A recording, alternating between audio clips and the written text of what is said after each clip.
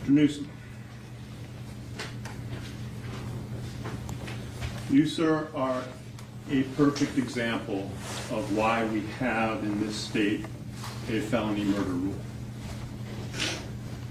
I'm pretty sure, having sat through the trial, that you did not wake up that morning and say to yourself, I'm going to go kill somebody today, or I'm going to go and hook up with people who will murder someone. But you did go for an armed robbery. And what happens is that when you take a firearm and you rob somebody, you're telling the world, I'm going to take something that doesn't belong to me by force. And I've got deadly force. And I'm willing to use that deadly force and able to achieve my goals.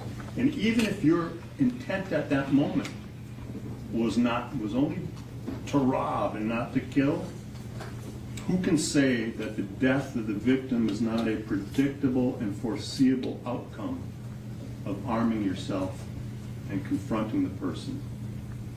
That's why we have the felony murder rule. You are a textbook case. During the trial, at one point, you lashed out at Robert Allen for being a snitch. I think your anger is misplaced. If you have any anger about what's happening here today and what will happen to you for the rest of your life, beyond the anger that you should have with yourself, perhaps your anger should be directed behind you at your co-defendants, the ones who selected the target in this case, and the one who turned a robbery into a murder. They're the ones that you can thank for your predicament beyond your own actions. Trayvon Newsom, a jury of your peers having found you guilty of the crime of murder in the first degree with a firearm and robbery with a deadly weapon, a firearm. This court now sentences you on count 1 to life in Florida State Prison with a 10-year minimum mandatory and credit for 1,704 days already served. On count 2, I will sentence you to life in Florida State Prison with a 10-year minimum mandatory and credit for 1,704 days already served. The two sentences will run concurrent with each other. There are standard court costs, costs of prosecution, which can be reduced to a civil lien. You have 30 days to appeal.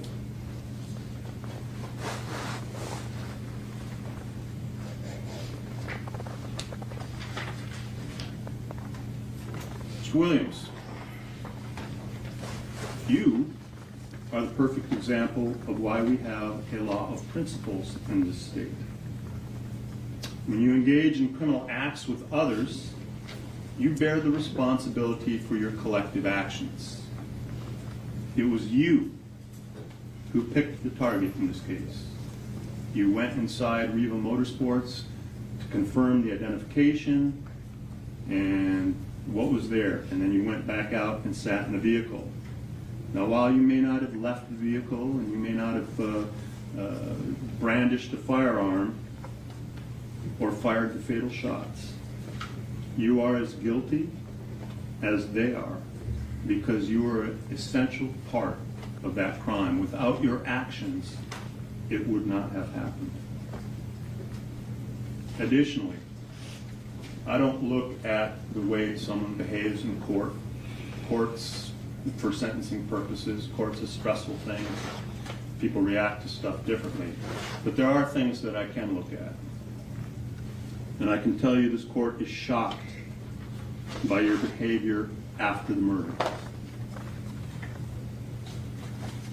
A person who had any measure of human decency or remorse for killing someone would not likely be seen dancing around and filming themselves with the stolen money.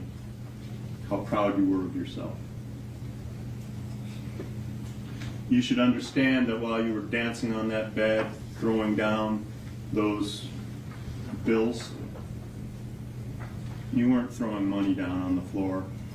You should think of that as you tossing down the days, weeks, and months of your life, just like that. Like so many pieces of paper. And the very next day, when you went to spend that blood money on sneakers and jerseys, you revealed to the court the value you place on the human life that was taken. Just a pair of sneakers to you. Diedrich Williams, a jury of your peers having found you guilty of murder in the first degree and robbery with a firearm as a principal. As to count one, this court will find you guilty, adjudicate you to be guilty, sentence you to life in Florida State Prison with credit for 1,752 days already served. Count two, I sentence you to life in Florida State Prison with credit for 1,752 days already served. Two counts will run concurrent with each other.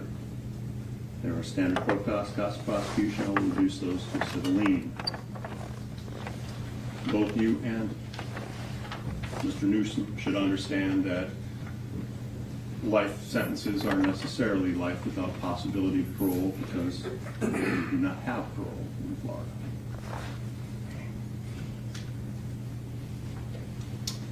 Mr. Boatwright.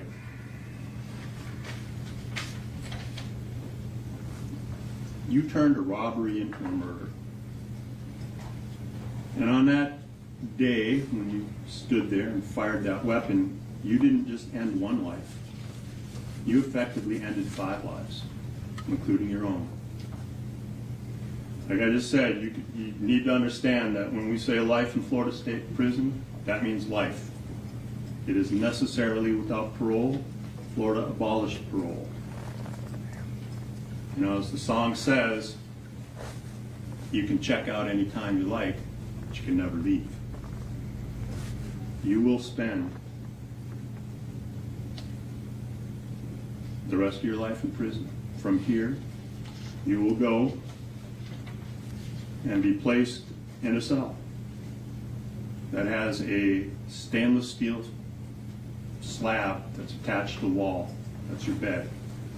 And next to it is a stainless steel sink and a stainless steel toilet. That's the furniture that you have in that cell. You'll spend every hour and every day and every week and every year of your life in that cell. And one day, they'll come and open up that cell in the morning and you'll have passed on. And only on that day will you have served your sentence.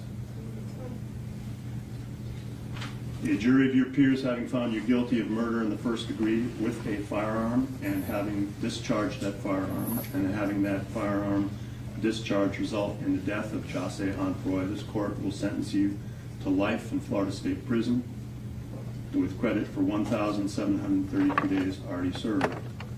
As to count 2 for the robbery with a firearm, which was discharged and causing death, this court will sentence you to life in Florida State Prison with credit for 1,732 days already served.